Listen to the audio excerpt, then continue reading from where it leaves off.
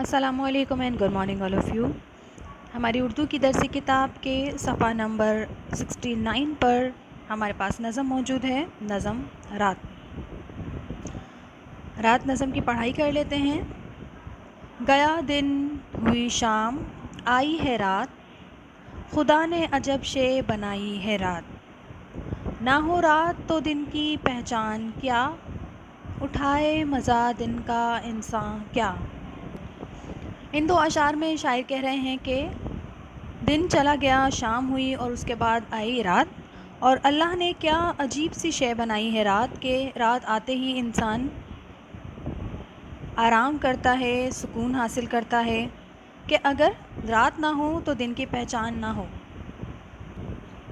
ہوئی رات خلقت چھٹی کام سے، خاموشی سی چھائی سرے شام سے.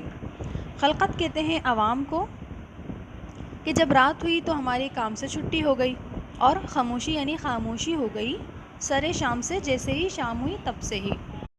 اور ایسا ہی ہوتا ہے کہ جب شام ہوتی ہے تو سب کی چھٹی ہو جاتی ہے اور سب اپنے کاموں سے فراغت حاصل کر لیتے ہیں. مسافر نے دن بھر کیا ہے سفر، سرے شام منزل پہ کھولی کمر. کمر کھولی مطلب آرام کرنے کی نیت کی اور آرام کرنا شروع کیا. مسافر جس نے دن بھر سفر کیا، اب جب شام ہوئی تو وہ اپنی منزل پر پہنچ کر اب آرام کرے گا، کیونکہ اب رات ہو گئی ہے. دن تھا سفر کے لیے اور رات ہے آرام کے لیے. درختوں کے پتے بھی چپ ہو گئے، ہوا تھم گئی پیڑ بھی سو گئے.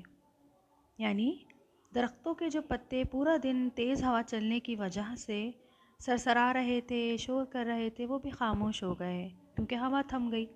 جب تک ہوا تھی دن میں تب تک پتے سرسرا رہے تھے، اور جب ہوا چلنا شام میں بند ہو گئی، سب جگہ خاموشی چھا گئی، ہوا تھم گئی، تو پیڑ اور پتے بھی یوں لگا کہ جیسے سو گئے ہوں.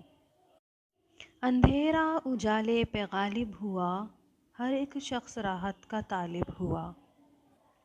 اس شعر میں شاعر کہہ رہے ہیں کہ اجالے یعنی روشنی پر اندھیرے کا راج آ گیا، وہ اس پر غالب ہو گیا، اس پر غلبہ آ گیا اس کا، اور ہر ایک شخص راحت کا یعنی آرام کا، طالب یعنی مانگنے والا، اس کا طلبگار، اس کے چاہنے والا ہو گیا.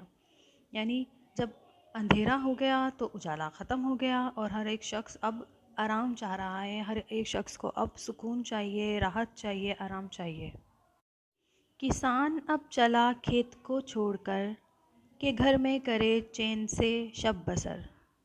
کسان جو ہے اب وہ کھیت چھوڑ چکا اپنا، اور اب وہ جانا چاہ رہا ہے اپنے گھر، تاکہ چین سے یعنی سکون سے شب یعنی کہ رات بسر کر سکے، یعنی کہ گزار سکے. غریب آدمی جو کہ مزدور ہیں، مشقت سے جن کے بدن چور ہیں، نہایت خوشی سے گئے اپنے گھر، ہوئے بال بچے بھی خوش دیکھ کر. ان دو اشعار میں شاعر کہہ رہے ہیں کہ جو غریب آدمی ہیں وہ مزدور ہیں اور دن بھر محنت کرتے ہیں، مشقت کرتے ہیں، اور جس کی وجہ سے پورا دن گزرنے کے بعد ان کے جو جسم ہیں، بدن ہیں، وہ محنت مزدوری کرنے کی وجہ سے تھک جاتے ہیں. وہ نہایت خوشی سے اپنے گھر جاتے ہیں کہ انہیں معلوم ہوتا ہے کہ پورا دن جو کام کیا ہے اس کی مزدوری شام میں ملے گی، اور وہ اسی مزدوری سے اپنا گزر بسر کریں گے. ان کی کوئی بہت بڑی بڑی پلاننگز نہیں ہوتی ہیں. انہیں معلوم ہے کہ روزانہ صبح اٹھیں گے، کام پر جائیں گے، مزدوری کریں گے، وہاں سے دن بھر کی مزدوری کے عوض جو پیسے ملیں گے شام میں، اس سے اگلے دن کا گزر بسر ہوگا، اور اسی لیے وہ پرسکون ہوتے ہیں. ان کی زندگی ایک سائیکل میں گھوم رہی ہوتی ہے اور وہ اس سے مطمئن ہوتے ہیں.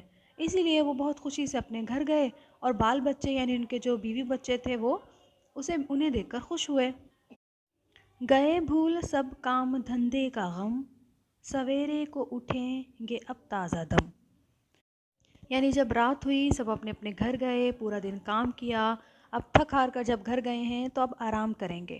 اب جب گھر آ گئے ہیں تو کام کے سارے غم، سارے دکھ، ساری پریشانیاں وہیں چھوڑ آئے ہیں، اب اپنے گھر میں آرام کریں گے، اور دوبارہ صبح تازہ دم یعنی کہ بالکل فریش اٹھیں گے اور دوبارہ اپنے کام کی طرف جائیں گے.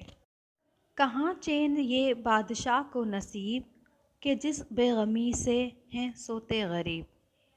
جیسے کہ میں نے آپ کو پہلے بتایا کہ غریب آدمی جو مزدور ہوتے ہیں ان کی کوئی بہت بڑی بڑی پلاننگز نہیں ہوتی، ان کو پتہ ہوتا ہے کہ وہ دن بھر کام کریں گے، رات میں مزدوری ملے گی اور گزر بسر ہو جائے گا. لیکن یہ جو چین ہے جو غریب کو میسر ہے وہ بادشاہ کو میسر نہیں ہے.